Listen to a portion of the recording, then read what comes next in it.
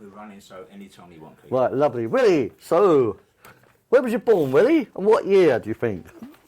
Well, I was born in 1933, and as far as I know, we lived in a little flat called number 30, and that was in Clements Road in Bermondsey. And round the corner, little did I know then, but round the corner, as I got older, I realised that Pete Friends was round the corner, which makes biscuits. And believe it or not, they used to make biscuits for Harrods and all that, but they had to have their own stamps on the puddings, the Christmas puddings.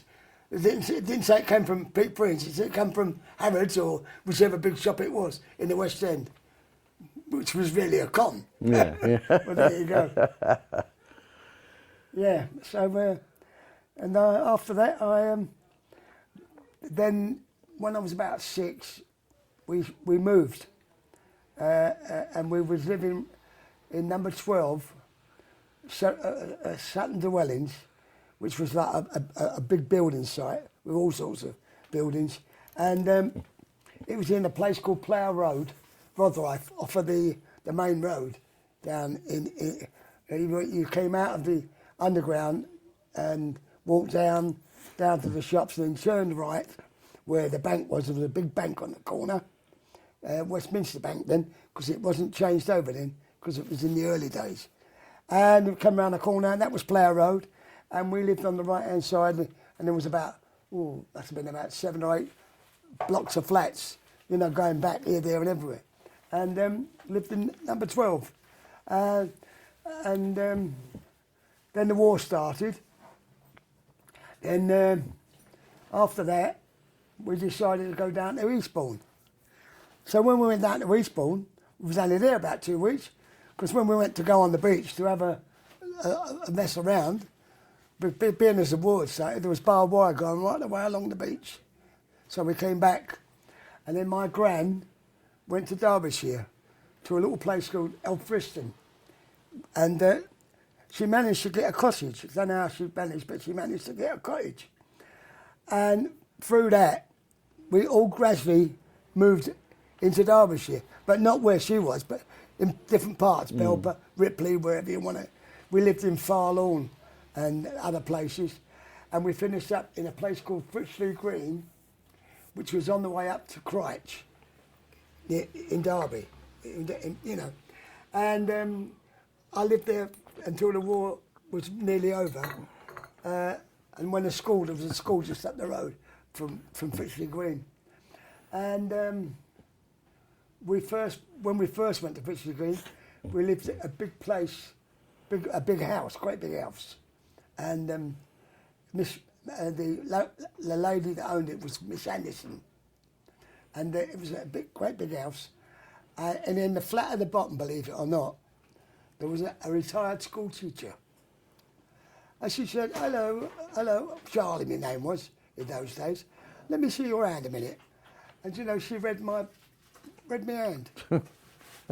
And she said, I don't know if it's just a coincidence, but she said somewhere along the line, she said, when you grow up, you're going to have lots and lots of people around you. You're going to be enjoying yourself. Well, she must have been show business, because it seemed that she read my future, which came to light. Which very, very funny, wasn't it? And after the war, believe it or not, we used to come home for a week or so to see my dad, because my dad was on the river working as a lighterman, which was a trade, taking the tugs up and down.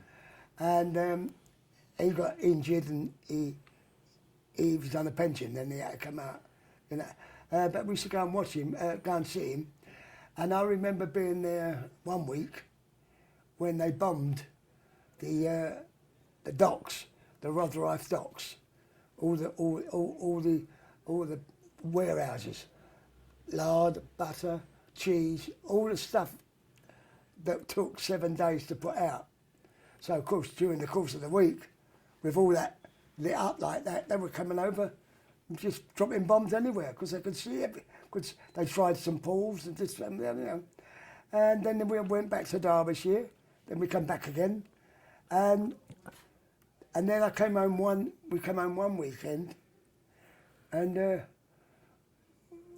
was sitting there having a cup of tea with my dad, and my mum, and my little brother, and all of a sudden we could hear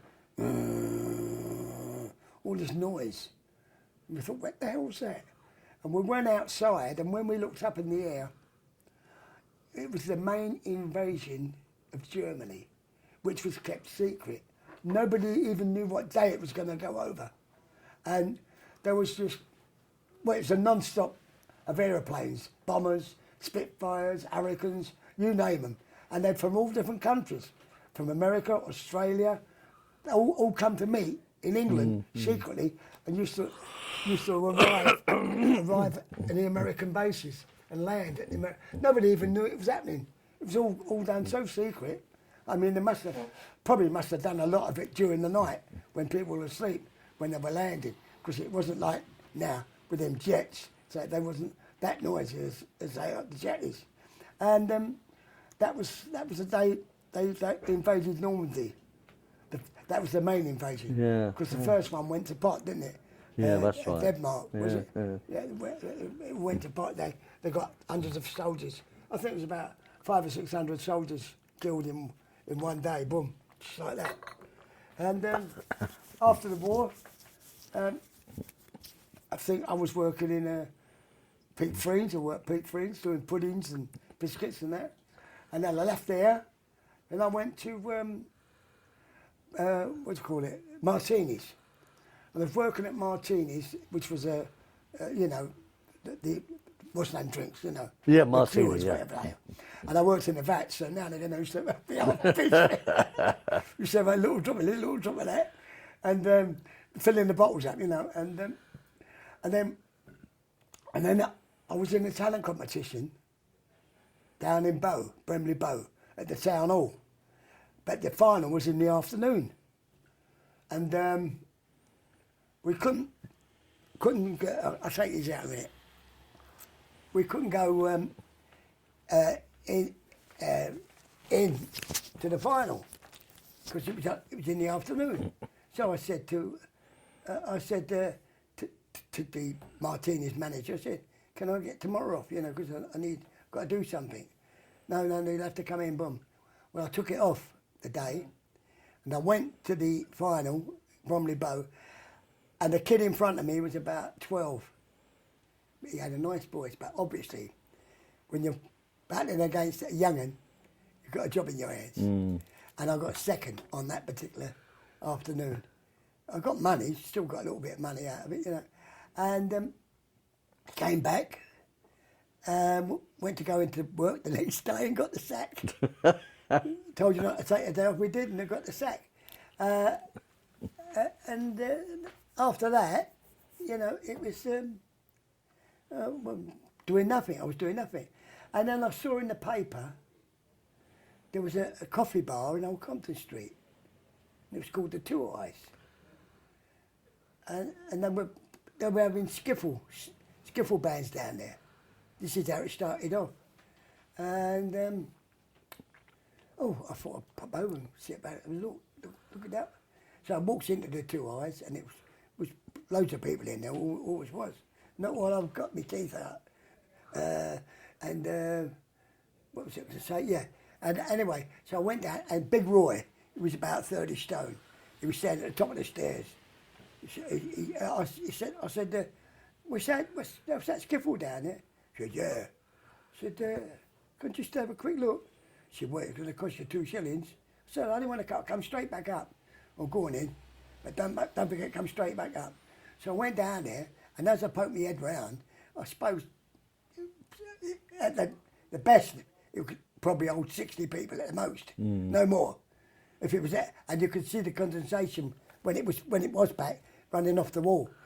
And as I looked round, there was the Vipers with "Don't You Rock Me, Daddy-O, Don't You Rock Me, Daddy-O," and that was the first number I ever heard the Vipers do live. And I came back up, said thanks a lot, and I went. And then they still had the skiffle, and then I used to, now and again I used to go over there, and then they started bringing in bands, rock and roll, and I used to go over there. And I used to go down and listen, and now and again try and get up and sing with one of the bands, you know. And I got a job down there for Paul Lincoln, you know, serving coffees and teas, and Mickey Most was there as well. Just a second, Willie. Paul Lincoln, Harry was the manager of the Two Eyes. Yeah, Come on. yeah. And me and Mickey used to serve coffees and teas or whatever they wanted downstairs, you know, and come up and give it behind the counter. And that went on for, I don't know, but quite a few months. And I used to, whenever I had a break, I used to creep down to some of the clubs. And in those days, I used to do like the intervals, go down and do a couple of blues at the piano in different clubs, you know, the flamenco, this one, that one. And they used to give me 10 shillings or something, you know, which was a lot of money then. And I used to come back, and Paul Lincoln used to say to me, "Where you been?" In a long time. So I've only been. Little did I know that in the flamenco, the what was they called? The what's name brothers that used to run it. Anyway, Ringo's. Do you know? So anyway, they used to phone Paul up and say that I'd been down there. And you never used to say a word to me. He knew I was going to all these little bits when I had my break, and earning £10 or something, yeah, 10p, you know, or 10 bob, and he never did tell me. And it was only later when I actually come out into the business that it started. And on the 18th of November of 1957 was my. Just a second, Willie.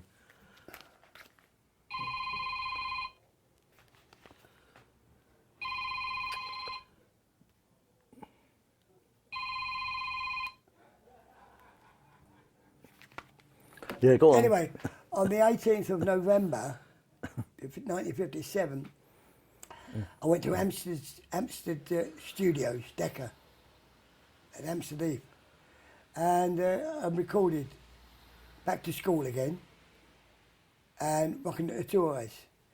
And we actually did it in a room, and they had all the forms going up with an audience, a live audience. Now, when the EP came out, the live audience was there, but when the single came out, it was just straight, no audience clapping or anything like that. It was only on the EP they had that on it. And then I went back, and next minute I know, in the Two Eyes Coffee Bar, on the jukebox, they got Rockin' at the Two Eyes. So every time anybody went in there, it was always being played, because it was about the Two Eyes Coffee Bar, you know. And I actually wrote it in bits, going home on a bus. I used to catch a bus home, and I can't remember what bus now. And I used to write down, or think of things to write down to make the song, you know, Rockin' at the Two Eyes. And funny enough, 40 years later, when I got married, my wife's birthday's on the 18th of November. Oh. Yeah. Amazing, isn't it? Yeah, it is. What a coincidence that is. Yeah. Before we get on too much into the Two Eyes days, Willie, I believe you used to play the piano in the pubs as well, didn't you, beforehand? Actually, I went to, I used to go to Newton Butts. It was a pub, the King's Head at Newton Butts, near the Elephant and Castle. Yeah. And they used to run talent competitions, and I went in there and I said, because I was always being in, I was always going in pubs, going in talent competitions. And I said, any chance, is there any room left? Yeah, he said, yeah, what do you want? Oh, I said, like I do Frankie and Johnny. He said, right, how's it go? I said, well, I can play it, I can sing it and play. Oh, well, give me a break. Little did I know, the guy that worked in that pub became a star, Russ Conway. Oh, right, yeah. Piano player. Yeah. I couldn't believe it. Yeah. I mean, obviously, when you look at him, you don't remember his name, because his face, because as far as you know, he's just a piano player in the pub. And little did I know, actually I won the competition that night. And then I went to Wimbledon, the old Wimbledon Palais, which is not there anymore. And Ken McIntosh was in the band there. And he said, I said, any room for the talent thing? He said, yeah, if you want to, yeah. He said, what do you want to do? I said, oh, well, I'll do Frankie and Johnny. He said, well, how's it go? I said, well, I can play it, and, you know. He said, all right, if you're going to play it and sing it, he said, I'll give you the rhythm section, drums, bass and piano, you know, and guitar. So, all right, fair enough. So I starts doing it, and halfway through the fucking song, oh, excuse me, halfway through the song, I got the brass coming in, the trumpets. By the time I'd finished the song, everyone was playing. The whole orchestra was playing. I couldn't believe it. And I thought, great, you know, and I thought I was going to win that night. But a fella went on, and he was good, and he was singing one of my favourites. I always used to like Frankie Lane, and he was singing a Frankie Lane number, but could he sing it? And he won it, and I got second on that night. Yeah, but I won quite a few here and there of competitions, you know. Yeah, it was good days. Ken McIntosh, I got to know him as a friend, like, you know. Yeah. And he used to, he's dead now, but he used to have a place in, where was it? Streatham. Used to have some place he used to go, a club, and he used to teach music or something in there himself, yeah. Yeah, so. All right. So back to the Two Eyes then, Willie. So I suppose when you, by 57, you had already come across Adam Faith, I suppose, Marty Wildcliffe, Richard was soon to come. Yeah, but Vince Taylor. No. The first one in the Two Eyes to be discovered was Adam Faith. Right. With What Do You Want If You Don't Want Money? Right? Then came Lance Fortune. Be Mine. Be Mine. And then after that was, who was it? There was a couple of others before me. Then it was me. Yeah. Keith Kelly was there, Yes. but he didn't get any hits or nothing, you know. Tease me. He was quite good, Keith Kelly, he lives in Jersey. Yeah, that's right. I've got his number somewhere. Yeah. If you want to give him a call and get him to come over. Well, I've got his number as well, yeah. I've also got, what's his number, Laurie London's number. Oh, that's interesting. Yeah, but he did, when I spoke to him, he works in Southampton or Portsmouth, and he sings us something in some local pub he works in. And I said, why don't you come over, you know, Laurie London? I don't know why, because I think with Laurie London, he just had that one hit. Yeah. But the hit he got was massive. It was massive, all right. He was the first British singer to get a #1 in America with the old world in his hands. He was the very first one. And he was what? 18, 17, I don't know, he wasn't very old. No. But imagine, when you think about the Stones and the other guys that's over there, what's his name? Strangers on the Shore. What's his name? Acapulco. No, not Acapulco, the other singer. He's a Scotsman. Oh, Jackie Dennis.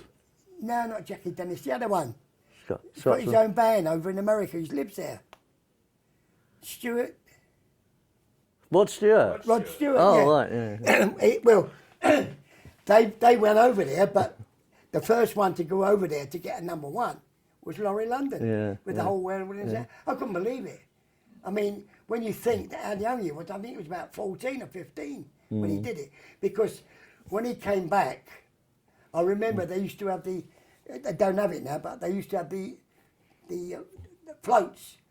They used to have the Soho Fair, going through Old Compton Street, all the floats. And I remember being on a float with Laurie London, waving to the people. And I had my hair pink then. It was dyed pink. Yeah. And people were taking photographs.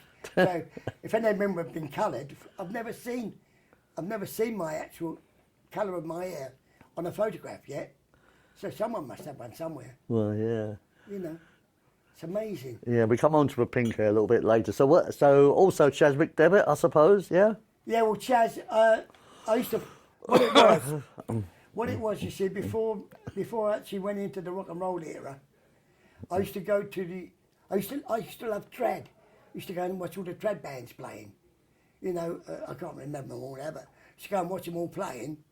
So we used to go to Welling and all sorts in pubs, and then they used to follow the skiffle, you know, and it all changed, gradually changed around, you know. Rory Blackwell. Yeah, well, that was when we was down in Ramsgate. Oh yeah. Yeah, we went down. We was working at the pavilion. It's not there anymore. It's gone. And we got down there a couple of days earlier. And who should we see downstairs playing? Was what was her name? She had the girl band. Ivy Benson. Ivy Benson. And when I see her, she said to me, bloody hell, and she also swear. She say, F this, she said, these birds, she said, my band. She said, I'm all, oh, it's driving me mad. 1 minute I've got a sax player, someone else, then I've got a trumpet player. She said, we go to the American base, she said, and all getting up the duff. She said, then they're leaving, she said, I've got to find new. Oh, and she swear, Ivy? But she was really a lovely person to chat to. Yeah. She's a real cockney, Yeah. Ivy Benson band, yeah. And they were there when we went down to Ramsgate. Oh, Rory yeah. Blackwell, myself, and there was another singer, I can't remember his name, and Ricky, somebody his name was, and Ricky James, I think he's called himself, yeah. And we gets down there, and we were, the guy that booked us there was the guy that used to put all the skiffle concerts on. And what was his name? I can't remember his name. But he used to put all the skiffle numbers on, concerts on, you know. And he booked us down there. And when we was rehearsing and this, that and the other, and I'm going, and she done blowing them out. I said, I'm trying to get the anyway, I finished up getting the tin tack, me. So it was Rory Blackwell with the skiffle group then on his own. Because I got the tin tack. And the skiffle group, my skiffle group stayed there. Oh right. So what I done, I was walking back, and there was a great big pub, and a big white piano, what's their name? What do they call them? Grand, yeah. Grand. And I got on there and I started singing one or two numbers, and then I walked a bit further, and then I got down to this other road, and there was a pub down there. The King's Head, I think it was called.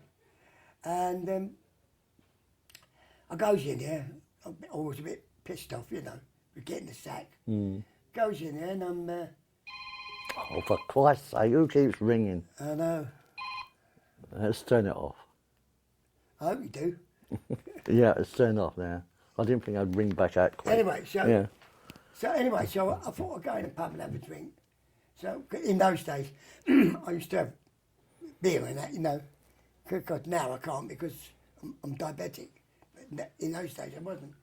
And I went in there and I'm sitting there and I'm using myself on the piano. And I'm doing a few sing-alongs, and he's up around and all that.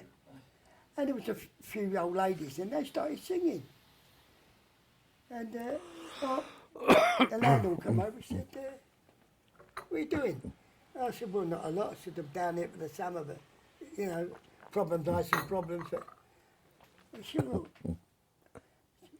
she'll give you a couple of quid a week. He said, or whatever it was, didn't know, because it was pounds, shillings and pence then. So £2 would have been quite good money, or £3.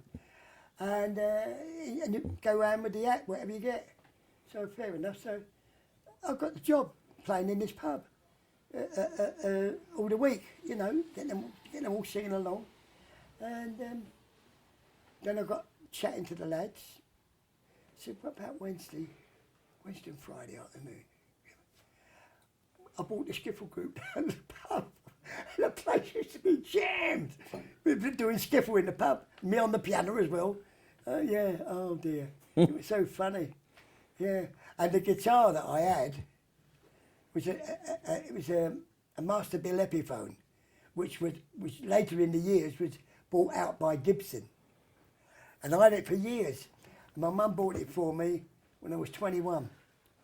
And she paid 25 quid, which was a lot of money then, in pounds, shillings and pence. So, and it was 25 pounds, see? So, years later, 2 or 3 years ago, we was down in Worthing. And I saw a shop, a music shop, and I sold it. But didn't have the case, I broke the case, and I had the case, I sold it. And he looked through the Fs, what they call the Fs, and he saw the date, 1930 something.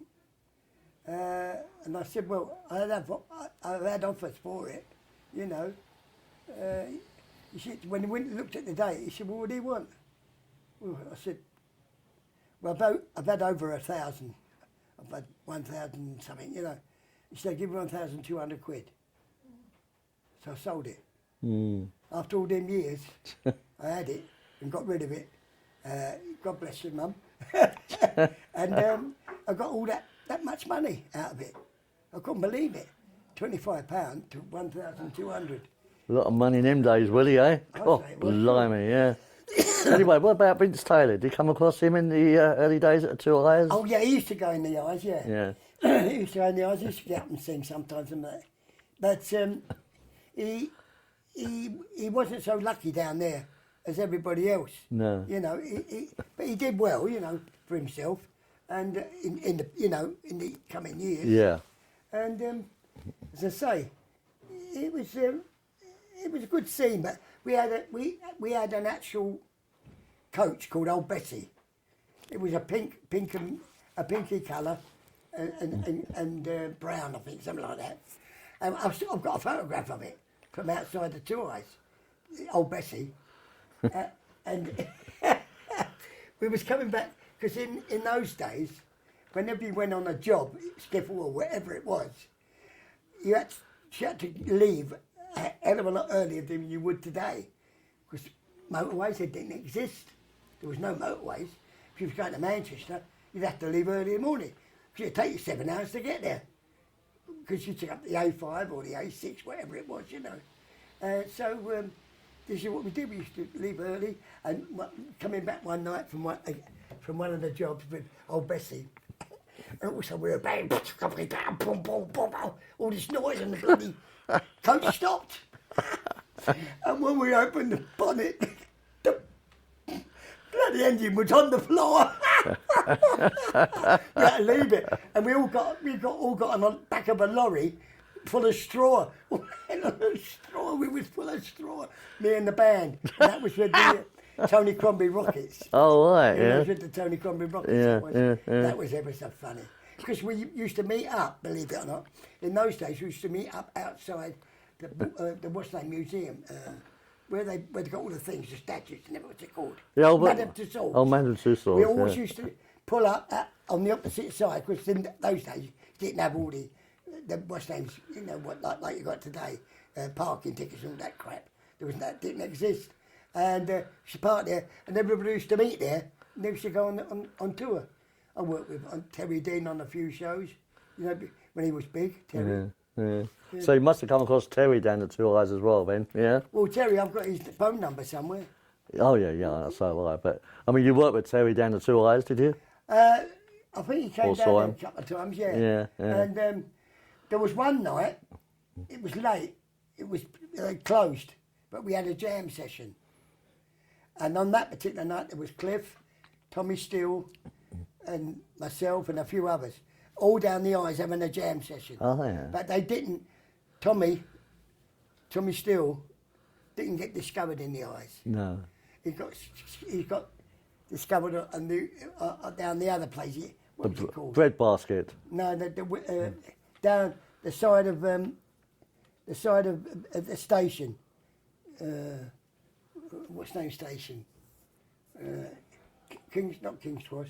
The one down the Strand. Charing Cross.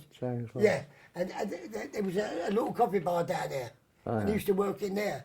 The Guy and Gimbal, it was called. Oh, what's that again, Willie? Sorry? The Guy and Gimbal. Guy and Gimbal, He Harry. used to work there and sing in there. And believe it or not, I've got to tell you this. When I was trying to get discovered, I used to go out with Mickey Roth and Ronnie Roth, and they were sort of like the opposite to the Crays, only the south side. Yeah. And I used to go out with them, and we used to go to New Cross Paddy. And I was up there one night. I used to go up there on a Saturday night.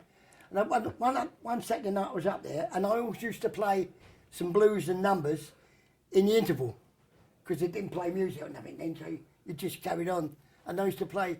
And one Saturday night, just before the interval, the manager come up, he said, Willie, well, Charlie, damn your name was, Yeah. you won't be able to sing tonight. I said, why, what's wrong? He said, well, this fella's coming up to listen to this guy, to let me listen to a couple of songs, and then he'd be going.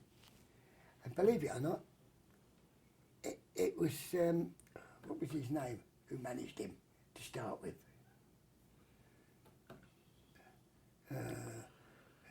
Anyway, it was Tommy Steele.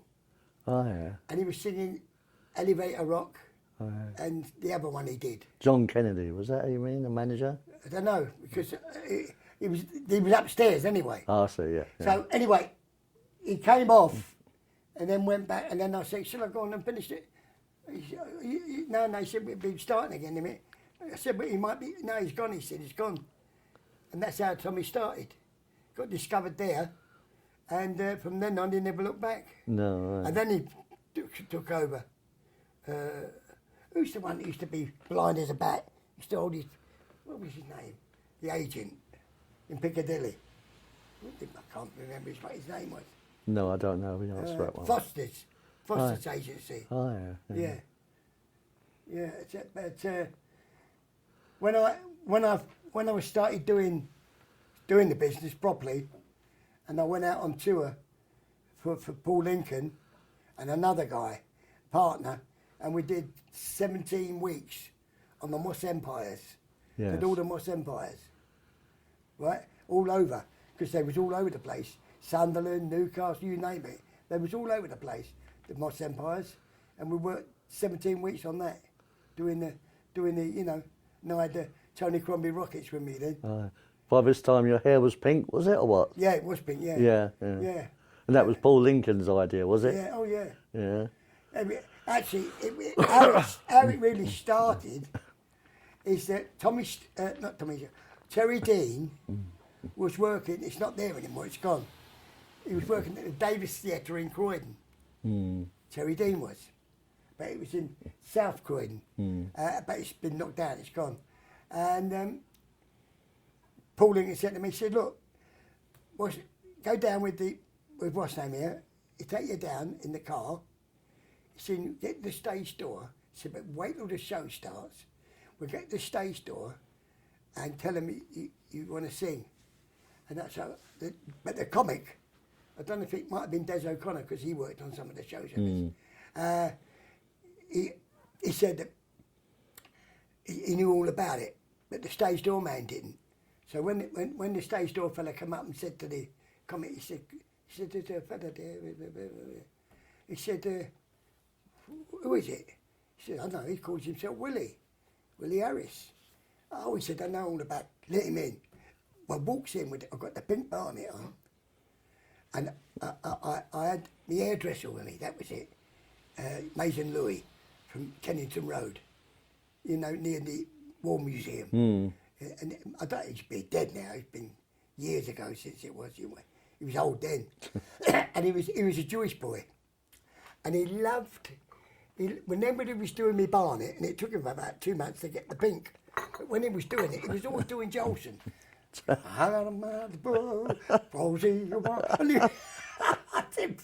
He was mad on Jolson, Albert Jolson. And he was always singing like an old Jolson songs to me when he was doing me barnet. And what was I going to say before that? What was I saying? He was on Moss Empire. He was at a back door. Terry Dean. Oh yeah, but this is before that. Yeah. So anyway, what they done? They took me around. They got me changed. I had the gear with me. They changed me in the dressing room, took me down round the curtains, and the comic. I think it was Des O'Connor. He went on. He said, we got a funny-looking lad. He said he wants to come on and sing 2 or 3 numbers for us. Should we bring him on? They call him Willie Harris. Wee Willie Harris. Oh, all right. So I'm behind the curtains. Hello, everybody. And there's 2 spotlights going like that all around the stage looking for me. I mean, everybody. Gonna tell Aunt Mary about Uncle John. Said the end of Blues Betty had a lot of fun, oh baby. And I looked round with the bar around the curtain. Fucking place with uproar. Well, I couldn't believe it. I come out on stage and I think I sang 3 numbers. And they wanted more. And I could not believe what I was seeing. In fact, I was so nervous, I was singing some of the numbers with my eyes closed, I think. I was terrified. And yeah, and so they closed the curtains, then they were shooting, so I opened them again, I took another bow, then they closed them, and I took 2 or 3 bows, and then it came off. Oh, what a state I was in. Little did I know, it was all fixed. Little did I know, they got the 6 by Special people there, got the News of the World there, this one and that one, they've got all sorts of people in the audience. They must have been tipped off to see me. And I didn't know. Oh, so through that, it all started happening. Yeah. And that's when I got the tour and I got this and that. Yeah. So I never looked back after that. So let's say you got on the 2 Eyes on the 6 by Special then, Willie, yeah? But after a while, when Terry was getting a lot of problems, you know, and he went in the army and this, that and that, and Paul Lincoln got a little bit fed up with him, and he blew him out. And he also said, I can't do nothing for you either, Willie, boom. So my manager, who was his roadie, was called Les Bristow, and he was an ex-boxer. And he lost his foot fighting with him because he hit the ref or something, special ref or something. He lost, anyway, so he came round touring with me. And as I say, we went out on tour with all these, this tour, that was the first tour I did with him, you know, with Les Bristow. After we did the tour, Paul fixed it up, but then he blew me out because he said he'd had enough with Terry and all everything like that. So so then when he finished with me, when Lincoln finished with me, I went to Regent Street to the Grays organisation, because before they were in the television, they were agents, and with Billy Foster. What's the name again, Willie? Sorry. The Grays organisation, Grays. Grays. Lou and Leslie Grade. Oh, Grade. Yeah, that's Grade. They were the ones they used to have. Was Bruce Forsyth and all sorts of people. They had all the top notches, and my agent there was Burton Brown, which was part of the officers, you know, and he was an American, and he used to be an act. But what could he spill? Could he sell you? Oh, wow, he wasn't half good at selling you. Cool. And he used to say to me, "Hey, Willie, where's Les? I haven't seen Les from the commission. Where is he?" I said, "Don't know. He lives down there and I live up here." He said, you know. Anyway, he was always moaning about late. Les was always late giving him his commission. Yeah, Burton Brown. And unfortunately, he died of cancer. Poor thing. Yeah. A few years. I was with him a few years. Actually, I've got all the stuff I did through Burton Brown, through the Grays. I've actually got every contract. Really? I've got them all at home, all stashed up. Yeah, amazing, isn't it? Yeah. So talk about some of these tours you were on after Terry Dean's one, and these ones you would have worked with when you had this guy as an agent. Who did you tour with in that time? Well, with Burton Brown? Yeah. Oh, we did all sorts of... We did what you don't do today. Well, I don't know if they do, I think they do. We used to do a lot of Sunday concerts. If you wasn't doing the Empires, I was either doing the nightclubs or the country clubs or doing Sunday concerts. Because I used to do, when I did the country clubs and I did the nightclubs, I used to have to have cabaret. not just go on and do rock and roll. That's how I became an all-round entertainer, because I had to learn all sorts of things, you know. I mean, what was his name? There was a place in Manchester called the Cabaret Club, and the guy that used to run it, what was his name? He used to be a wrestler, and he used to talk funny. And I remember we were working in the Iota. It was a big dance hall, because we do dance halls as well, and we did it like a cabaret, with dancers and everything. We were the only first ones to do it, going around on the dance halls doing all that. What was I saying? Yeah. What was I saying? About the tours. Yeah. Anyway, so I was going to go into something else and I forgot now. Oh, the fucking hell, what I was going to say. What was the time before that? Well, we were talking about what I... That's a club in Manchester. Oh, Yeah, yeah. talk about the club. Oh, yeah, the club, yeah. So what it was, Bill Benny, his name was. Bill Benny. He was a wrestler. He's dead now. And anyway, so and him and his wife went their own way. I think she was a little, I'm not sure, but I think she might have been a bit less, you know. So anyway, so my manager said to him, because he said, I'm in trouble. He said, Terry Dean, his throat's gone. He said, I've got no show on the night. I said, well, I said, the boys who were here in the band, you know, we can help get out of trouble, but it'll only be rock and roll, because that's what we're doing at the moment. Yeah, that'll do. But so Les said to him, he said, I'll give you, if you let me do this tonight with the boys, with Willie, he said, you book me back in 6 months and we'll come back and do a cabaret, a proper show. It's fair enough. So I went on, done the show, got some money, and went back in about 5 or 6 months and did cabaret. And that's when I started doing the nightclubs, doing all the nightclubs and country clubs. From then. Oh, I see. That's how it started. All from because Terry couldn't make it. No, right. Well, Terry was always getting himself in trouble.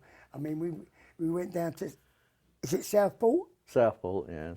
Went down there to go and watch him work. All of a sudden, he's doing his nut on stage. Bang, bang, bang. Close the curtains. And all of a sudden, all moaning. I'm sitting in the audience thinking, what the hell was the matter? Anyway, so I runs up to the, what's his name? I said, what's wrong? Oh, he said, blah, blah, blah, blah, this, that and the other. Can you go on and do some numbers? I said, I suppose I could. I said, because Terry Kennedy, I said, he used to work at the 49 Club, which was another Paul Lincoln place in, what's name street? It's all Chinatown now. Oh, Gerrard Street. In Gerrard Street, yeah, 49 Gerrard Street. It was another place like the Eyes, you know. And so Terry Kennedy used to work down there. So I used to always get up singing with them. And so they knew a few of my numbers. So I goes on, sing my first number, and after the first number I said, listen, I've come up here to do my best. It's not my fault if he's sick and this, that. I've got a big round of applause. And I've done a couple of more numbers and they're all clapping me. That's great. Yeah, and that was it, bang. Yeah. And you worked with Cliff, he was on tour with Cliff Richard as well, weren't you? Yeah, but I didn't have the red hair then. Oh, right, yeah. That was when he was on tour and I was trying to get on, you know. Yeah. Yeah, but it's funny. Oh, right, yeah. That was so funny. Yeah. Well, it's a good time to take a break, I think, now. We've had, It was ginger hair I had. Oh, ginger. Yeah, it was ginger then because he was trying to get it pink still. Oh, so, right. Because I remember he went in the pub in the interval and had to drink and I was playing the piano and the girls were singing. And Terry walks in and nobody taking any notice of him. And I think that's what upset him. Not my fault. No. You know, and that's how it all happened. Well, you're still as unpredictable I've got so many now. stories I could go through. Anyway, don't include that bit, Harry. What was wrong with that bloke then? Hey? What was wrong with him? I don't know. He Brian Gregg, who used to be his bass player, was a bit of a shit stirrer. You know, he used to don't say me that, Terry, don't do this, don't. He used to get him at it, And I think that's what helped him to be like he was. If he hadn't poked his nose in so much and let him get on with it, you know, I think it was his fault, really. You know, that he went like that. And I hope you haven't recorded that bit. No, we won't include that, Harry. Also, we yeah. won't include what I'm about to say either. And now it's even worse with this mad Italian woman he's got. Hey? It's even worse Yeah, now. but no, she's all right with him because I only spoke to him. I spoke to him about 2 weeks ago. I got his number, and he was lovely. He said, "I don't do much now." I said, "I thought, why don't you try and get him to do a spot down the borderline?" Yeah, well, that mad Italian woman is asking for £1,500 a show. That's why. Silly prat. Yeah, that is a bit stupid. It is, to say the least. That's why. Yeah. I mean, all right, That's why 200 or not 300, really. yeah, I can understand, but not that sort of money. I mean, you've got to be in the same shoes as Marty. Yeah, of course I you mean, have. Marty's lucky, don't forget, because I can remember Marty Wilde in the old days when we used to work. Sometimes worked in schools doing shows. Yeah. And 9 times out of 10, I used to nick the fucking show off him anyway. Yeah. Because I had a good band. And you know, and it wasn't until he made that song for his daughter that got him back on the road as a big name. Oh, yeah, that's Until right. then, he was a nobody. He was just like everybody else, trying to get a look in. Yeah, that's Until right. then, it was that's what broke the ice for him. Yeah, that's right. It's And only- you know, he's alopecia, is it? When you lose your hair. Yeah. He lost that when he was. He's been wearing a wig for about 50 odd years. I didn't include any of this, Harry. Yeah, no, that's true. Because he had this disease, and he lost all his hair. Yeah. What he's got on is a wig. Yeah. Yeah, oh, it is a wig. It's one of Frankie Howard's cast off, isn't it? Eh? It's one of Frankie Howard's cast off. Something like that. Anyway, I'll let's tell have you a- a story. anyway, we pack up now. That's something to eat. When we come back about. I'll tell you a another quick 20 story. minutes. Quick story. I've got to Yeah, stand go up. on, but stand up. Bernard Mannings. You know Bernard Mannings? Well, we heard of him, yeah. Yeah. Now he talks, you know. There you go, Willie. Any good lad, I'll get you up next week. I'll get you up at my club next week. All right, lad. Anyway, he's walking along the road and he meets this bird. She said, "Are you all right, love?" She said, "Yeah." She said, "All right." "Oh, yeah. Oh, yeah, we'll go back to our place." She said, "Go on then." So they go back to her place. He said, "No. When we're doing it," she said, "I like to stand up." She said, "Fair enough, you want to stand up, stand up." She said, "So I'm banging away like that." Banging away like that. She said, "Why are you banging away?" She said, "Can you bite me ears?" She said, "I'm banging away, biting on the ears, banging away, biting on the ears, banging away." She said, why are you doing that?" She said, "Can you kiss me tits?" He said, "I'm banging away, biting on the ears, kissing the tits, banging away, getting the ears, kissing the tits." She said, "And why are you doing that? Can you smack me arse?" She said, "I'm banging away, biting on the ears, kissing the tits, banging away." She said, "Spell out." He said, "No wonder I forgot what I'm fucking doing." And that's how he used to tell it on stage, because I could do his voice. Yeah. That's Bernard's voice all over. Yeah. Well, hey, lad. He was funny. Hey, well, then, ladies and gentlemen, I'll bring on stage now one of them on the World Toppers, Wee Willie Harris, because I was on that, and he introduced me. And Colin Crumpton doing the fucking hand job. Oh, it was funny, Colin Crumpton. Should we take this from him? Yeah. Anyway, food now. I'm going to. Do a Anyway, here we go then already, Dennis. ready cake. Yep. So we were talking about the tours, weren't we? And and getting on the 6-5 special TV show Yeah. and touring with Terry Dean or going on the Terry Dean shows. Yeah, I actually did one from, you know, Peter, what's his other name? Who's got the club over here? Stringfellow. Peter Stringfellow. Peter Stringfellow, listen to this. When I didn't know until I was in, because I'm a member of the Stringfellow. I haven't been here for a long while, but I didn't have to pay.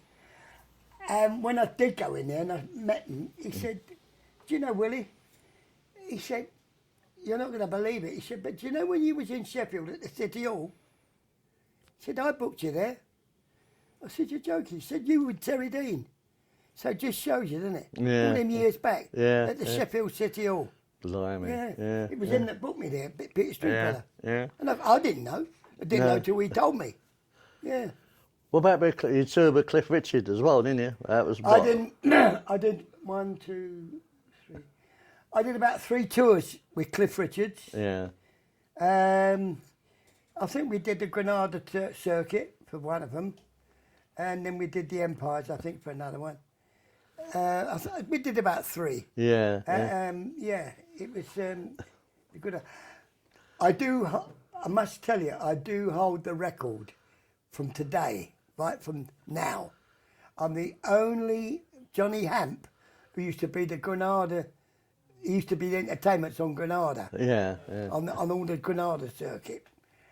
And I am the only one out of all those days that have gone by to have done 5 tours on Granada in the same year. One with Cliff Richards, one with Gene Vincent, one with Marty, one with somebody else, and Billy Fury. Yeah. Because I remember the Billy Fury one because we was at the Kennington Granada, Kennington Road, where the bus stop was, where we barbers was. Yeah. And I did one with him, Billy Fury there. So I still hold that record even from today. Yeah. And what year was And that? it's a nice, that would have been, well, it's over a period of 5 years. Oh, I Would see, have been yeah. 60s, 70s, you know. Yeah. And also, when I used to work at in the 60s and 70s, I used to work at a place called the Ace of Clubs in Leeds. And it was right up the top of a hill. Don't ask me what hill it was. And I'm the only person to break the record there as well. We opened on a Monday, closed on a Saturday. Standing every night. Yeah. Every night, packed. Yeah. That just shows you. Because I'm a big draw in those days. God, I'll tell you what. I used to have Stars, Wakefield Theatre Club. I used to have Donald O'Connor and different people from the TV coming in watching me. I mean, that's how big it was for me. I mean, I'm not boasting. I've always been. Once I got over the penny throwing at the beginning, because obviously you come out with pink hair, obviously you're going to get a few coins and all that. Yeah. You know, I mean, it happened in Oxford with the students. I was on stage and they started throwing coins and old pink bonds and all that. So they closed the tabs, chucked out the ones that were doing it all, and then we carried on, come back out and done it again. Yeah. They were throwing coins on stage. In fact, the sax player had one stuck up here. Oh, come on, he wasn't going to do that. This guy, I forgot him. Yeah, what was his name? Harry Robbins, his name. Oh, Harry Robbins. Yeah, Uh-huh. sax, tenor sax. Yeah. He was going to do this, and it basically, he was a Jewish boy, and basically, he was so tender, he wouldn't have done nothing. he just used to do his nut, and that was it. Yeah, we had Harry Robbins, Tony Crombie on drums, Bunny Gall on baritone sax, Rex Morris on tenor, Mick Smith on piano. Who did we have on bass? Can't remember. Oh, Jet Harris we had on bass, and there was a guitarist, I can't remember who it was. And that was the band. Yeah. I had about an 8-piece band when I first started, but we had to cut it down because, you know, they wanted so much money. Yeah. You got a big band like that, and you know. Yeah, so working with Billy Fury as well then, Willie? Oh yeah, because Billy used to go around the mic and do that. He used to do. Tell you, he used to be right old sexy one with his antics. What he used to do around the mic, rubbing his legs around the microphone, staring and all. Yeah, he used to do a sort of not a copy, but a sort of a similar. Gene Vincent used to do that type of thing as well, you know. Because I used to work with Gene, and I used to watch him night after night because I used to love Gene Vincent. Yeah. He was great. Where be Baba? Yeah. So, how do you get on with Gene Vincent? Because he could be a bit No, Gene funny, Vincent to me was a great guy, and he started going out with Terry Dean's girlfriend. That's it. And believe it or not, when I went to see, he's dead now. What was his name? The something bust. What was his name of his group? He died about about 6 or 7 years back of cancer. He used to be a Gene Vincent fan. Blue Cats, wasn't it? Gene Vincent. Blue Caps, yeah. No. No. Who are you thinking of, Tony? Quickly. The guy, Talking about a band or the guy that what's the name of the band? And when he died, when Gene Vincent died, I went on and did a thing, paid tribute to him. This guy was a musician, and he was a big Gene Vincent fan. Yeah, but he was a cripple. Ian Jury. Ian Jury, because he wrote a song about me. Yeah, he did Sweet Reasons Gene to Be Vincent, Cheerful, yeah. which he mentions me in it. Yeah. And when he died, the Blockbusters, that's what, wasn't it, the band, wasn't it? Blockheads. And they asked me to come, and would I do a couple of songs? And they sent me these songs, and I said, I don't want to do them. Someone do what I want to do. Anyway, so I went there, I did Say Mama. We did all the bit down, doing all the bit. And because I'm a lot younger then, so I could swing my leg around the mic and everything. And I don't want to storm. In fact, I nicked. They wanted me to do it to Palladium on the Sunday. And I didn't do it because I went so well and nicked the show. They got the ump. Yeah, and I did a couple of numbers for him because his two favourites were Gene Vincent and there was another one, and myself. That was it. The American and me. That was his favourites.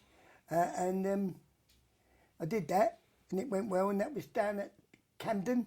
I think it was Camden It's somewhere. always in Cannes, that's where you come from. Yeah, it was,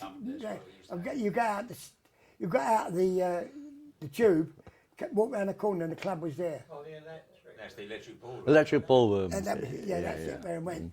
And yeah, so that was it. And then, so I toured all round, and I old different records here and there. Yeah. You'd be surprised. I mean, when you think about it, cool. Did you get a chance to be on the Gene Vincent Eddie Cochran tour of 1960? No, I wasn't. I was on the Gene Vincent one, but not with Eddie Cochran. Oh, right, yeah. When they died, when Eddie Cochran died, and Gene Vincent came with us, and he toured with us for about 7 or 8 weeks, you know. Yeah. And Johnny Preston, I worked with Johnny Preston. Oh, yes. Oh, it was funny. We was up in Leeds and we was at the Empire, and they got Johnny Preston dressed up as a fucking Indian. And he's outside, they've got the music's coming out on the banks of the river, and he's doing his, to bring people in. Yeah. Oh, it was so funny. Oh, I'll never forget that. That's the weekend when I went to see Nat King Cole in the theatre opposite. Oh, right. He was on there Yeah, at Leeds as well. I saw him there. That's when I had a chat with him. And when we was at Tooting Granada, I went to see the blind guy. What was his name? Ray Charles. No, the other one. Stevie Wonder. He used to wear dark glasses. I don't know if he was blind, but he used to wear dark glasses. Roy Orbison. He wasn't blind. And Little Richard was on the show. And I actually went in and had a chat with Little Richard. He was great character to talk to. Yeah. Oh, I said, I never get my royalties, I never get them. Because I'm black, you see. In America, it's different. Out in America, I daren't talk about it. Yeah. He did a life story thing on TV as well. And he was in a cab or a car, and they were driving along, and he was chatting. And he said he had problems. He daren't ask for his royalties. Because that's what it was like. Out there, if you were black in those days, you had a hard job. Yeah. Trying to get royalties off them.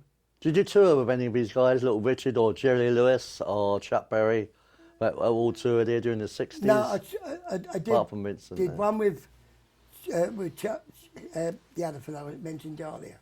Charlie Gracie. Oh, Charlie Gracie, Worked yeah. with him, yeah. I worked with Gene Vincent on tour. I worked with, who's that? Hello. Oh, yeah, sure. Yeah, go on. Yeah, I worked with Gene Vincent, Conway Twitty. The other ones I spoke to just now, Johnny Preston. Johnny Preston, yeah. And who's the other one? I mentioned him earlier. Roy Orbison.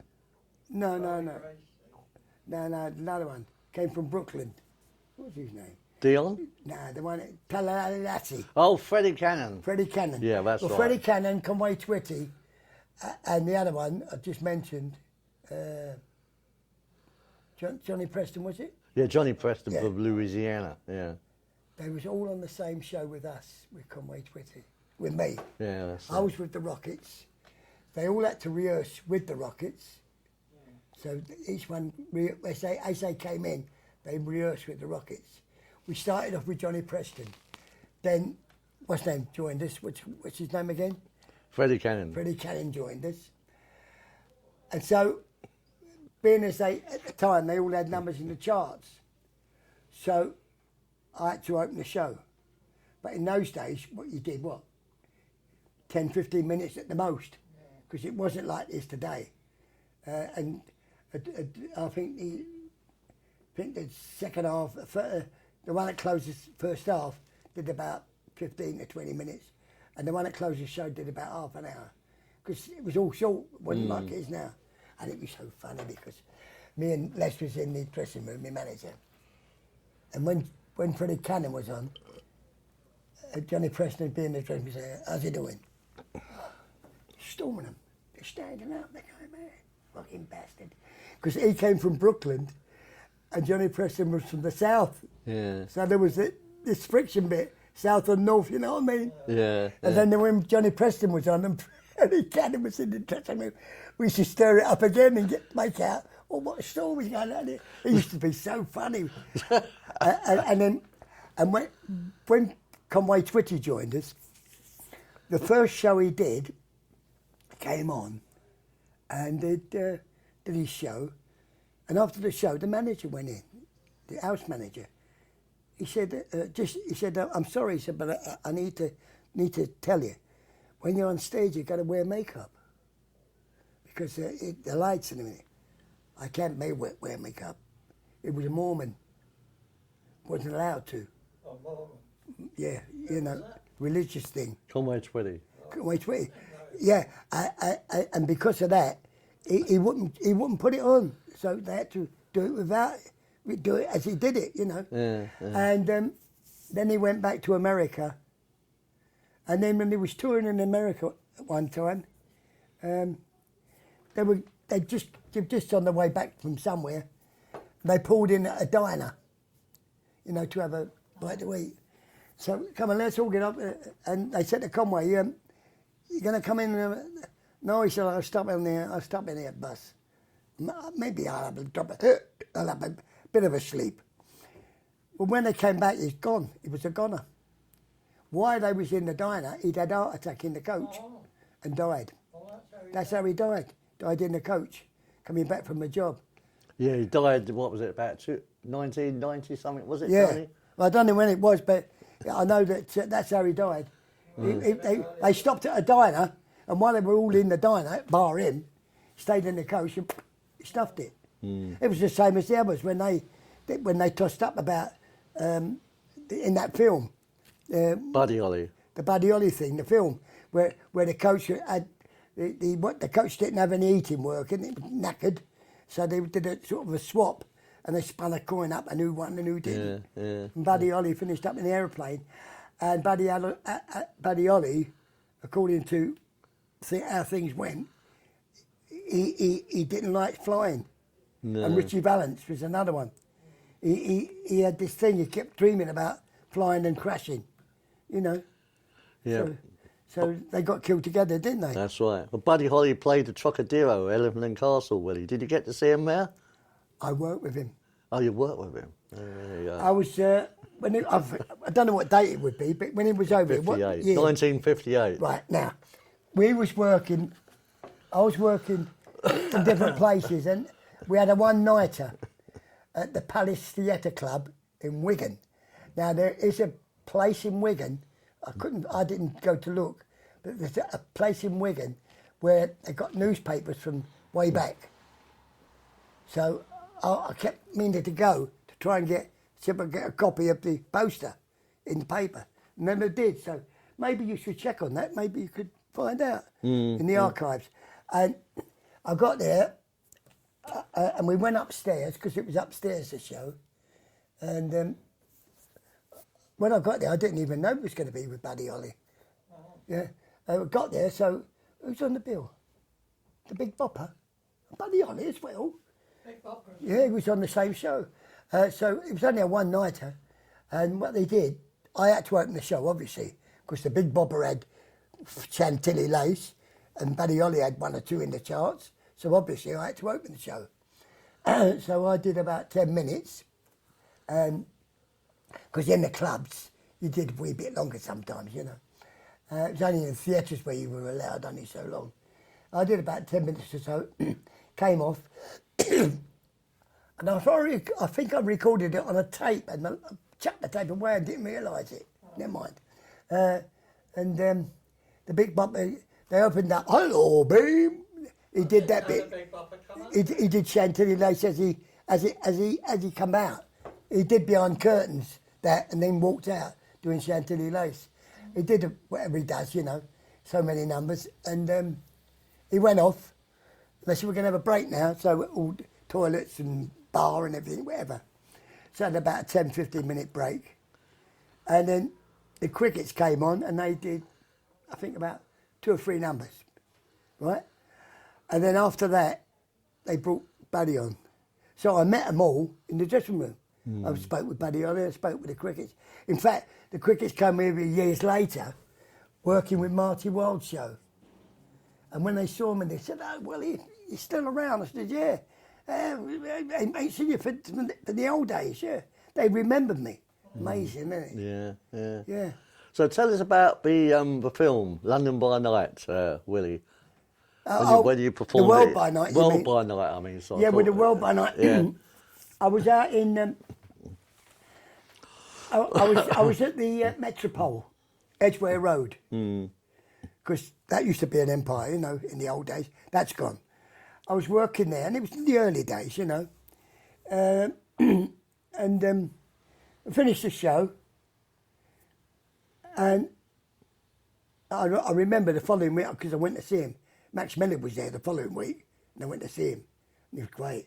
But the night I did the show at the Empire, well, it was a week. I did a week, because you have to do a week, the Empires. And one night it came in, and Paul Lincoln said to me, Willie, he said, after the show, he said, got a couple of people want to meet you. They're coming up, 2 Italians. Very good show, very nice, very nice. Yes, thank you. We want to make our film. We are doing film from all around the world, from different parts of the world, of different countries. What happened overnight, you know, different things that happened during the night. What is the traditional things, you know? And so they said, we want you to do that 8 number. We want you to do in film. So I said, oh, fabulous, great, you know. So they arranged a place, and we got a lot of extras from the tours. Because what was his name? The one that used to run it then. After, what was his name? Tommy somebody. Tom. Oh, Tom. Anyway, it doesn't matter. We can include it afterwards. Yeah, go on. Anyway, Tom, whatever, Harry, I'll come back to it. Anyway, he arranged a thing, writing them all down, to get them all going. Littlewood. And so he became like an agent. And he was signing everybody in to go to do this thing in 2 days' time. So anyway, we went to the Empire Rooms, and they had about a couple of 100 people there. And we had to record the I Go Ape. Then I sang it, right? I sang it live. It wasn't mine. I sang it. Actually sang it. And it was going so well, at the end of the day, because it thought, that's it, boom. Oh, no, tomorrow, we want more tomorrow. They wanted more people. We finished up with about 500 extras. It dancing and jiving and everything, you know. And so I did that again. I Go Ape with the 500 more extras, and what was happened, then after that, I must have, I didn't write, because I've never seen the film properly, right through. No, I only seen your So bit. I've not seen it properly, so I don't know how the other bit came in. But after I Go Ape, I must have run down to the band because I did Bloodshot Eyes in my leopard skin as well on the same show. So there was 2 numbers I sang, but it started off with the Salvation Army walking round the street, listening to all this noise and having a moan and a groan about the noise inside. You know, that's how it started off, the film, and then it takes you inside, and then you see me doing I Go Ape, and that was about, it must have been 1950 something. It was early days. Yeah, I think the film came out in '61. Yeah, and it went to America as well. Warner's took it. But I think Warner's must have cut out some of it because of, what's name doing I Go Ape out in America? What was it? Neil Sedaka. Neil Sedaka did it, didn't he? Yeah. Without the leopard skin. And they probably, I don't know. It was his song originally. Yeah, no, so anyway, so originally before they asked me, they wanted Tommy Steele, and Tommy Steele didn't want to know. They asked him first. Yeah. He didn't want to know about it. So I suppose it wasn't enough money for him, knowing him. And so then they asked me, so I did it. And through that film, I became a big star, as big as any of the Americans, in Italy. I was a tremendous star. I was called the Leopardo Man. Leopardo Man, la la la la la la. Yeah, and I was there for what? Near enough a year, on and off. Yeah. And while I was there, I went to the Sicily, but in Italian it's called Sicilia. And I worked at Parma in the afternoon on a show, and it was a beautiful place. Had all trees and flowers and things growing here, there, and there. Beautiful, beautiful club, all open air. And I'll swear to this day, the majority of the audience were mafia. I swear, because they was all in the Stetsons and the Dolly Birds. They must have been. Who else would have dressed like that? Yeah. I won a storm there. And then, from there, I got booked into Capri, the Isle of Capri. And whose show did that? Who did they do club for? You're never going to believe it. Gracie Fields. Yeah, I was. We were walking down. We got off at the right part, and we're walking down the hill, and then there's about there must have been, I don't know, must have been nearly 100 steps going down and down and down. I remember I seen that. With the rocks looking out to sea, and that's where the club was, built on the rocks. She had a house down there. Swimming pool, and the swimming pool used to light up at the night time, and used to be all coloured bubbles floating up in it. Oh, and there's a walk round bit at the top, and the majority of the young girls there must have been pot rich, walking about with their swimming trunks, their bikinis made of the real stuff, mink. Wow. And Gracie Fields, this is what Gracie Fields was like.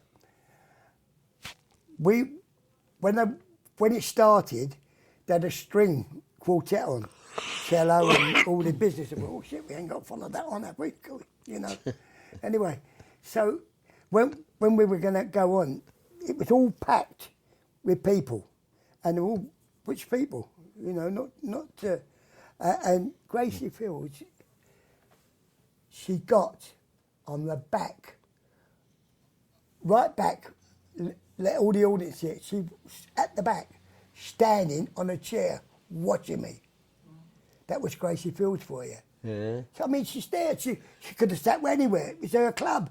But rather than be in the way of someone who's paying, she went right to the back of the audience and got on a chair and stood and watched me. Yeah. And I couldn't believe it. I went a storm. I couldn't believe it. I thought, how can I go like that good? You know, to this type of audience. And I did. And afterwards, it was like a dream come true, sitting there like, you know, how you doing, Lommy? I like the two of you. She still talk just like that, you know, like they do, you know. Yeah. Nice to see you, Sally. Yeah, God, bloody hell. Yeah, that was for me, that was one of my things of my life, meeting Gracie and actually working in her place. That was fabulous. Gracie, the island, the Italy, there's not one place I didn't go. The only place I didn't go, because I didn't know about it at the time, until the series came out, you know, the Gladiator. No, it wasn't called the Gladiator, was it? The series that came out on telly. They used to show it. What was it called? Sopranos? No, it was called the... It had a name. No, it wasn't called the Gladiators, but they used to train them all. Oh, yeah.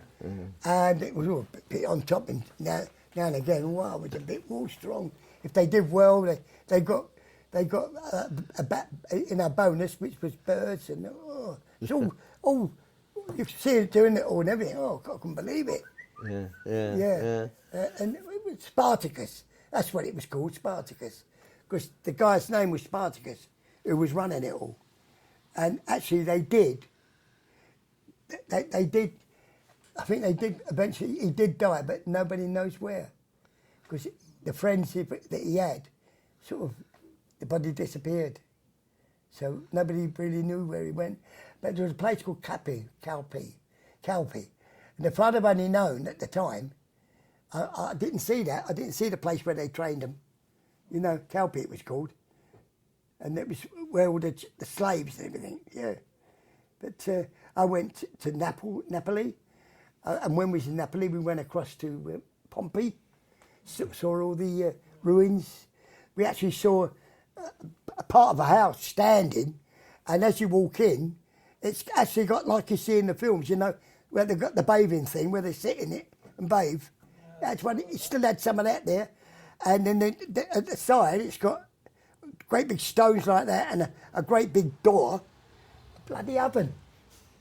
So it's to cook bread and everything. You can't believe it, can you? No, that's but right. Seeing all that, I couldn't believe, you know. And then we went to Rome, saw the steps where Julius Caesar was stabbed to death. Then we went into the Colosseum. You can't go in there now, but in those days, in the 60s, you could walk right the way round inside, where he used to keep all the cages for the lions and tigers and everything. And then you walked in, and you could walk in, and you can go up and sit up and sit around, you know, like bring on the slaves, bring on this one and that. And you could see where the actual foundation was, where they used to do all the fighting and everything. You could see, by looking, you could see a black mark going right the way around. That is where it probably used to be, and it had sunk. The actual stadium itself, in where they used to do all the fighting, it had sunk down a bit. You could see it had sunk. Yeah. And it was so funny. Our piano player, he said, I've been around those lion places where they kept the lions. He said, you can still smell the piss in the wee. Well, we fell about. We all fell about. I mean, because can you imagine 2,000 years ago, and it's on about that. Yeah, well, right. we talk about make you laugh. We couldn't stop laughing, none of us. Yeah. And then when we was in Venice, we went to Venice as well. I worked in the casino in Venice, crossed on the boats, and then from there we went to another place. The Leaning Pisa. Went to Pisa, went up the Leaning Tower. You can't go up there anymore. Went up there, round about. Talk about bloody when you're coming down. God, bloody hell! You think you're falling over all the time. God, Yes. but I tell you what, when I have a job walking up there, I couldn't do it now. No. You know, it's too many steps. Yeah. You go, and then you look out and you can see where that side, and you go over that side. Yeah, but of course that all got shut. It's there, but you can't go inside anymore. Yeah, getting back to the film, World by Night, did you get there's another film as well you got a part in, wasn't there? Same because of that, or? Yeah, that was a film called To Tota Trufa Se Santa Dua. That means the To Tota Trufa was a comic of 1962. That's what that meant. Oh yeah. Se Santa Dua, yeah. Se Santa is 62. Yeah. And it was It was a film, a proper film, and I was supposed to be in this nightclub, and I'm singing, but I'm singing to the wrong one because I'm singing to his girlfriend, but I don't know this. Oh, I see. And he's looking in on the television and getting worked up. Yeah. Yeah, and then she gets up and does a dance and that. Oh, yeah. I see. What did you sing in the film? Do you remember? A lot of shaking. Oh, it's a whole lot of shaking. I was standing at the piano playing. So that's how it started off. Started off a whole lot of shaking. Then I got down, and I had the Paul Mountain. I had Paul Mountain on. Paul Mountain was on. Paul Mountain was on bass, I think, and he was only small. Johnny Satan was on drums, and somebody else. What was his name? I can't remember. Anyway, we had the trio, and I come round and I'm singing "Love Will Shake," and I go down on the floor and I'm walking around like that, and the band's coming down with me, and when we was in Italy, the band used to be dressed like they were in the city, you know, the city gents with the stripes and the jacket, that's how they were dressed. That's how we went on stage, like that, and that's how they are in that. Dressed like that, morning suits, you know, with the bowler hats, but they'd taken them off, you know, and we got the part, and it was great, you know. So those two films really made me in Italy. I was so big out there. Cool. You still tour Italy quite a bit, don't you? Yeah, I do the odd. I work now and again. I go out there for. You're never going to believe this. They took the name from the villains, Lucky Luciano. Oh yeah. And the Godfathers or something. Yeah. They took it from Mafia. Lucky Luciano was the only. He was Mafia in Italy, but Lucky Luciano, which went and they was in Vegas, because she used to run Vegas. He's the only man through the history of Italy, Mafia, that died natural in hospital. Oh, is that right? Yeah. Everybody else died stabbed, shot, strangled. Yeah, he was the only one that died to just a normal heart attack or whatever it was he had. Yeah. You know. Yeah. You see, like. Lucky. Yeah, that's what I'm saying. Why they called him Lucky right. Luciano. Yeah. And the band's called that. Lucky Luciano and the Goodfellas. That was what the band was called. Goodfellas. Oh, right. Because they were called the Goodfellas, weren't they? Yeah. Yeah. Did you come across Little Tony whilst you was working in Italy?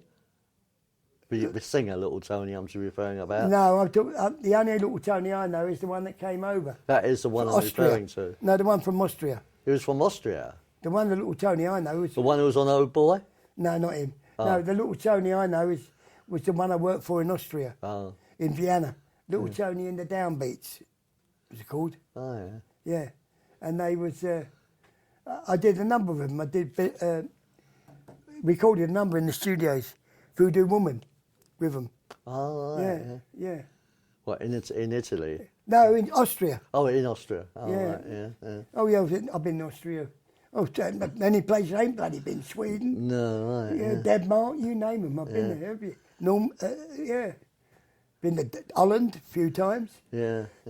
Yeah, because I worked in all the different rock and roll festivals. Yeah, that's right. Yeah, that's Don't ask me what dates, but No. Well, we should be coming back to that in the in our sitting number 2, Willie.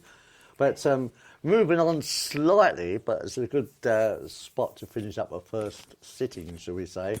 With the advent of the Beatles, the Rolling Stones, and all the rest of it, did it affect you in any ways, or did you just carry on? the Rolling Stones. I went to see them at Wembley. What's that? Where they had the concert? Wembley Empire Hall. Yeah. Went to As it see him was there, and Kathy Kirby was sitting near me, and she was well. Yeah, you Because fancied her. she used to smash up all the hotels, you know. in the room. Yeah, smashed Oh. it all up. Got chucked out and all that. Oh. I think Jimmy Tarbuck put on a show, that thing down the Haymarket, some show he had on, and he was comparing it. And he put her on one night. A voice was, forget it. Oh, right, yeah. But that's where I went to see this, and I went back to the dressing room, and in the magazine called the, what's it called? Vintage. The something vintage. Well, Vintage Rock, it's on the table there. I have got a full page of me with the Stones talking in the dressing room. I've got about 2 pages in Vintage Rock. What, the new latest issue or what? No, it's the one when it first came out. Oh, I see, yeah. Yeah, I've been in it twice, the Vintage Rock. Oh, yeah. Oh, yeah. Yeah, anyway, so that's what... so that didn't affect you in any way, becoming of a group. You still got plenty of work, or did it, or what? And what? Well, once the Beatles and the Stones come along, a lot of the I previous was acts had sort of no, dropped I off. wasn't. I was still working. Yeah, that's I what was I'm still trying to working get at. because I was doing local clubs, nightclubs, social clubs, conservative clubs. I was doing all sorts of bits and pieces, you know. Yeah. So I was still working even when they came out. Yeah, well, that's You know, what I was trying to say, yeah. Oh yeah, because I mean it was still the '60s when the Stones. My work didn't slow down until, well, I don't know, not till quite late. I was still working. I had my group and 80s, 90s. I was still working. Yeah, I know you were. Yeah. I slowed down the last couple of years because of my age. Yeah. So one thing I suppose they think, you know, how can I go on the box? But the trouble is, the TV people on the box don't even know me. They don't know all those past stars. They don't know them. No. Because a lot of them are accountants anyway. Yeah, but they wouldn't know. But they don't know. They don't know how to run a show. Yeah, we may recall, Willie, when we had BBC at the borderline to film our show.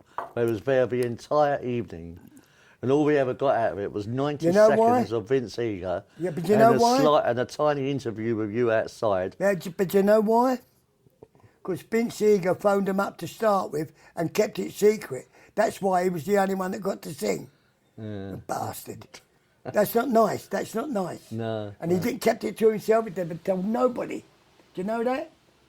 And it was only him that was on. And I was on. I went out there just to say, and I didn't even, the conversation didn't even take place. No. You know why? Because I told him it's my own fault. I told him I was up in the 60s when it was all happening with Savile. That's why it never got published. Because I shouldn't have said nothing about that. But that's what killed it off. Once I started talking about that. Yeah. Well, I've asked the BBC several times for the footage of the entire show, and it's. Why don't you get in touch with ITV or RTV4? I think you'd do a lot better by phoning ITV. Because you're wasting your time with BBC. Yeah. They've got no money. They don't want to pay nothing out. No, they never do. It's all got to be free. When I done that Melvin Bragg thing, I got fuck all. Sitting in that caravan thing, watching the rock and roll and getting out, having a chat. I got nothing out of that. Oh, I remember seeing it. I've not got one penny, and they've showed it about 5 times. Yeah, I've seen now it. That is a rip-off. Oh, of course Because it is. if they're showing it, they should be paying me. Yeah, that's right. But they didn't pay me to start with. They didn't pay anybody. No. It was all done free. Yeah, that's Fucking right. cheat they got. Yeah. I couldn't believe it. But ITV, at least you get some sort of offer. Yeah. You know. I don't know why you don't try ITV. Well, I will certainly give it some thought. Anyway, I think you should, Yeah. because if anyone's going to do it, ITV could do it. London Live also. Well, I mean, it's turned out to be a really good channel, that is, isn't it? Have you seen it? No. Anyway, we're going off a point here a bit, Harry. Anyway, pantomimes. Tell us all about some of the pantomimes you've done over the years. Well, to tell you the truth, the people that phoned me unfortunately died because they were a lot older than me when I went on and done it. But I got this call from this guy. I think I was near Chester. I think I was in Chester. I might have been in Chester, working at a club or something.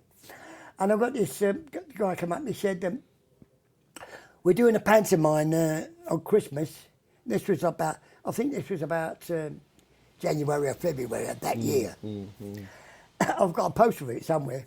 And anyway, he said, we're doing this pantomime. Would you like to do a pantomime? I said, I'd love to. I said, never done one. He said, well, we're doing Cinderella. Oh, he said, how about if you like you to be Buttons? Oh, I said, but Buttons is the star. He said, well, you're a star. I said, yeah, but I've never done this. I've never done one in my life. You know, I said, I was really frightened because I thought, shit, you know, I've never done a pantomime, but hell, you know. Anyway, I said, you'll have to send me the... Anyway, he sent me the script about 3 or 4 months before the actual pantomime. And I had to learn all my lines. And I had it so long, and I run through it so much, I even knew most of the other one's lines. It all got stuck in here because being as I'd never done one, I didn't want to make it a cock-up. And I think maybe the first one, I think I was right. I might have made just a couple of bits. But as it went on, it was all right. And we did it for about 2 or 3 weeks. And I was Buttons, I was the star, and I couldn't believe it. You know? That's where the song, there's someone I had to sing it to Cinderella. You're the end of the rainbow, you're my pot of gold, you're daddy's little girl, too having too old. You're sugar, you're spice, you're everything nice, but you're daddy's little girl. And I actually sing it on the pantomime. Oh, right, yeah. That's an old song by the Mills Brothers. Mills Brothers. Yeah, I don't know if there's any more verses, but I know that one. Yeah. It's called Daddy's Little Girl. Okay, yeah, And I actually sang it on the show. Plus I sang another one on the show as well. So that was it. And I did it, and it was I was well pleased. Yeah. You know, and I forget how much I was getting a week. I think it was about 500 a week. Really? That's and that not was bad. good because that was Good going money back, in them days, going back a few years. Yeah. And right, at the end, you have to give the girls something, all the girls. Oh, yeah. The little girls that's been on it. Yeah, You have to give them a little present of some sort. Right. Yeah. But it was good. I enjoyed it. Yeah. And then, of course, I started doing some for Paul Hammond. Because he used to have quite a few on, but I think he's knocked it on the head a bit now. I don't think he's got so many. But on all of these, I was a genie. Oh, yeah. And it was actually a song written for me. He's a rock and roll genie, superstar category, hip choking hero. Yeah, I actually used to go on with the Teddy Boy beer. I used to do a quick change, come on and sing rock and roll genie. It was called Rock and Roll Genie. Yeah. I've never had it recorded.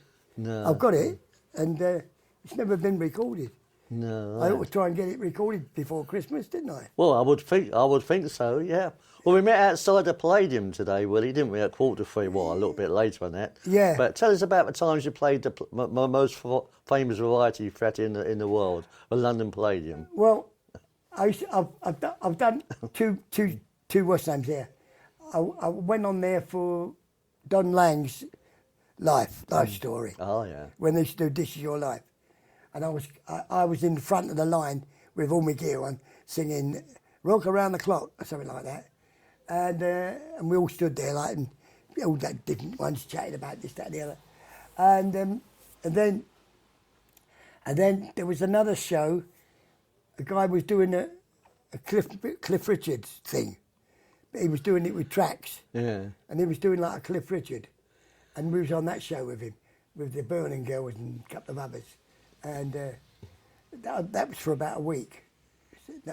So I've actually done the Palladium twice, like that. But I used to go to the Palladium quite a lot to see different names. Yeah, yes, of course. And I used to also go to the Leicester Square, the... Hippodrome?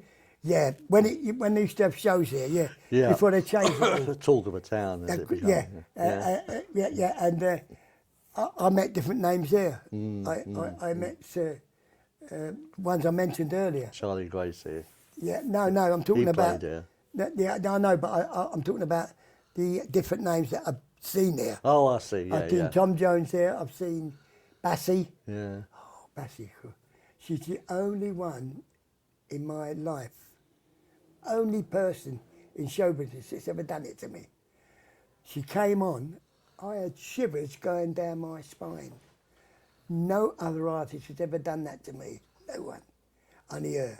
Talking about Shirley Bassey. Yeah. Yeah. You are sitting underneath the Shirley Bassey wall. You know that. Oh, yeah, that's right. She's above your That head wall there. is Shirley Bassey wall. Yeah. Well, So, I tell you, I'd like shivers running down my spine. Yeah, really. I could not believe it. That she is such a professional.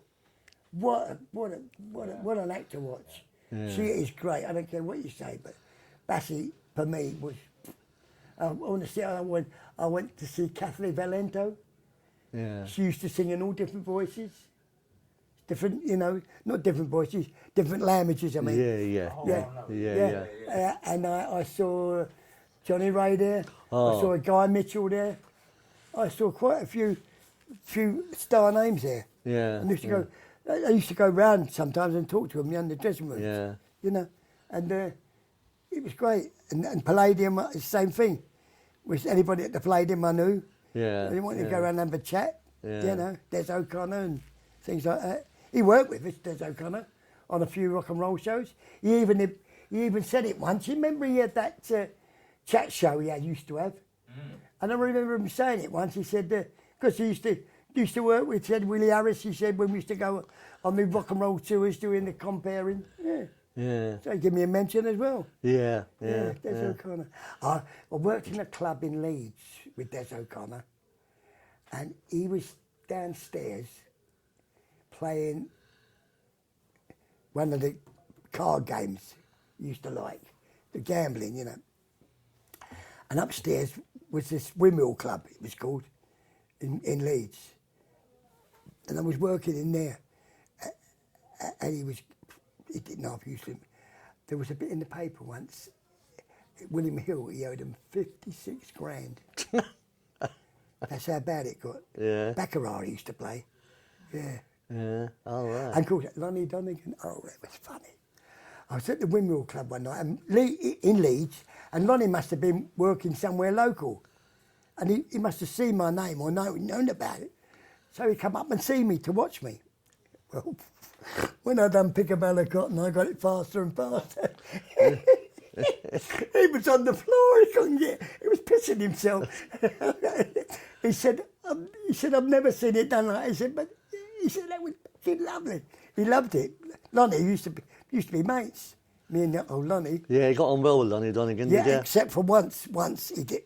Once we was working for the Butlins, and we was working Devon somewhere, and we was at this club. It was in a camp. I was on, Lonnie was on, and Shaz and Dave was on. Well, I worked with the band, the resident band, and they were poor, good. And it was all what I liked. Saxes, piano, the lot. And I did my rehearsals, before they came, on the PA at the club. They arrive, and they've got their own bloody PA system. God knows how many speakers.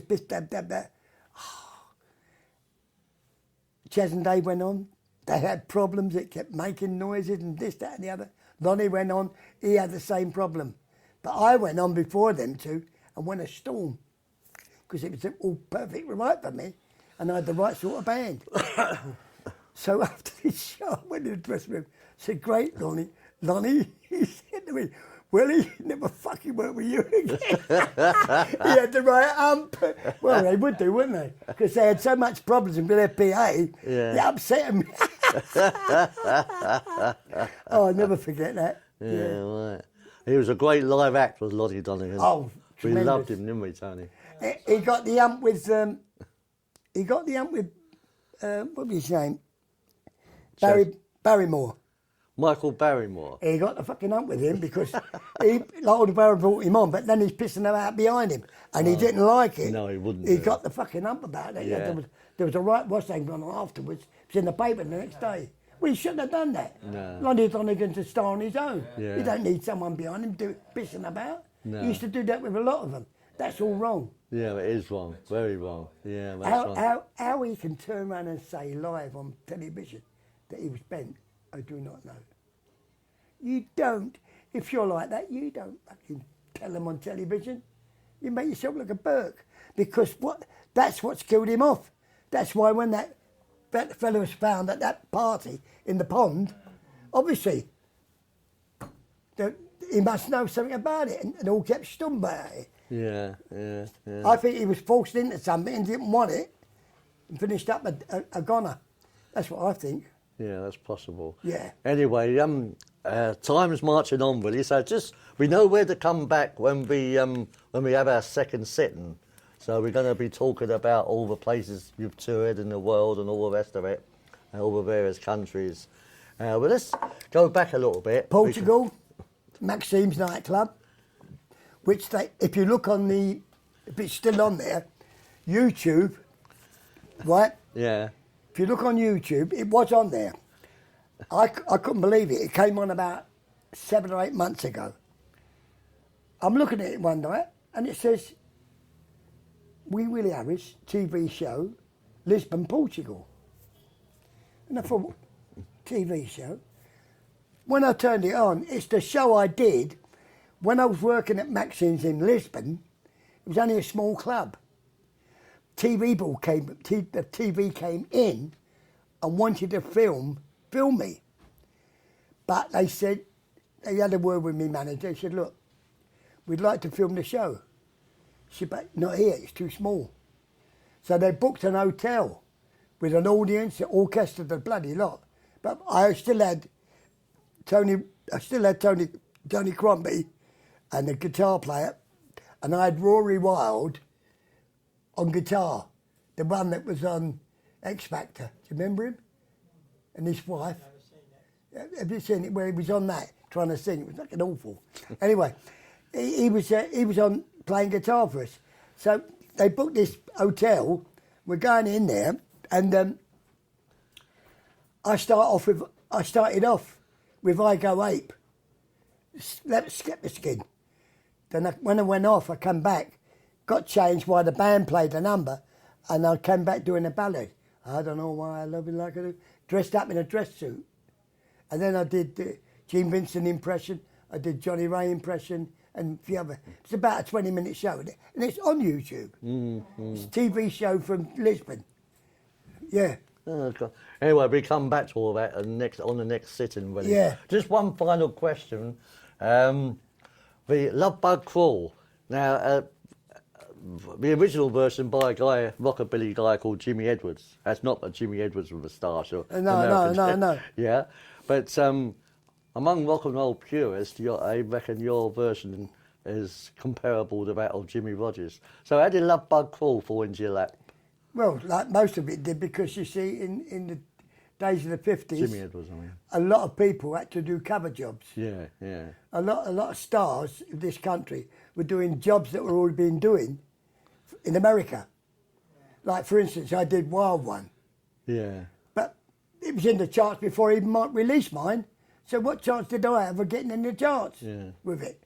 With Wild One. And Love Bug Crawl was the same. You know, you bring it out and it's already been done in America. So they didn't see, and my manager was Bristow when I was recording, not Paul.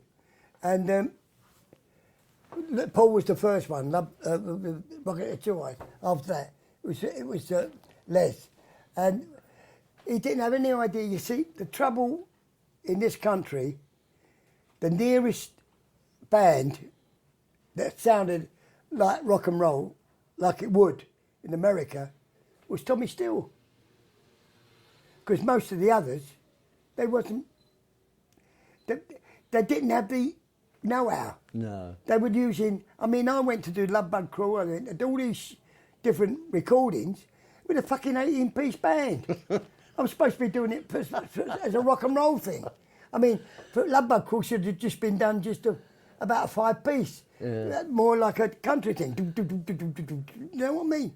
And this is, and my manager, instead of seeing, she's a prat, instead of him saying, well, we don't need this side band, we need a proper rock and roll band. And, you know, it didn't make sense. No, right. You know, even Rocking It to Two Eyes, the original version, was fucking awful. Because they're using jazz boys. Yeah, that's right. It wasn't rocky enough. No. Now, when I did it with the other ones, and when I brought out that other CD with the Under Club, what was it called? The boys, the band that I worked with. Alabama Slammers. Yeah, when I did it with them, it sounded like a rock and roll Yeah, song. of course it would. Yeah. But the other one sounded crap. Yeah. That's why it never sold. Yeah. You know. Anyway, I mean, in 58 years of show business, that's one thing I've never had, is number in the charts. Never. Yeah. Not even in the bottom part. No. Anyway, we're almost out of time, Willie. Any questions from the audience? Quickly, we've got about 2 minutes. Yeah, one, Willie. I ain't sure if I've got this right. Did you ever work with Tony Hancock on any of his shows? No. No, I worked with the other fella. What was his name? Sid James? No, the other one that used to run around fast, chasing him. They was all chasing him, the girls. What was his name? Oh, Benny Hill.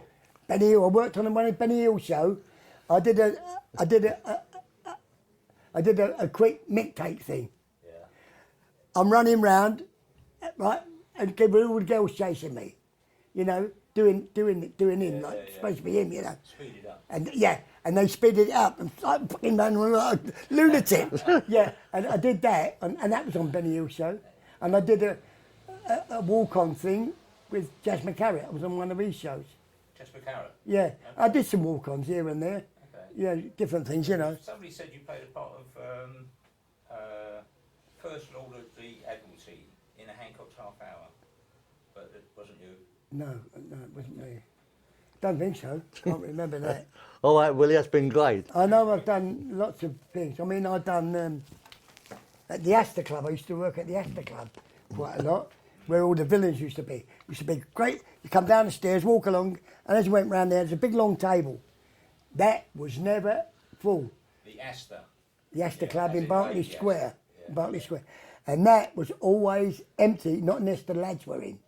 And if the lads were in, it was full with their birds, because it was run by, they used to get money from the protection racket. So that, even if the place was full, nobody could sit on that one, in case they came in. Yeah. And when I was there, they used to be full up.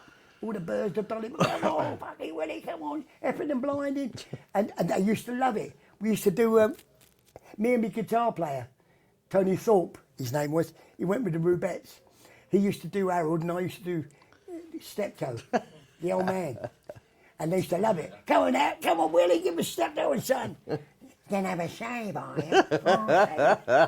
We're going to make a bird. Because I was a lot thinner as well. Yeah. So, and I mean, that neck could really stick out.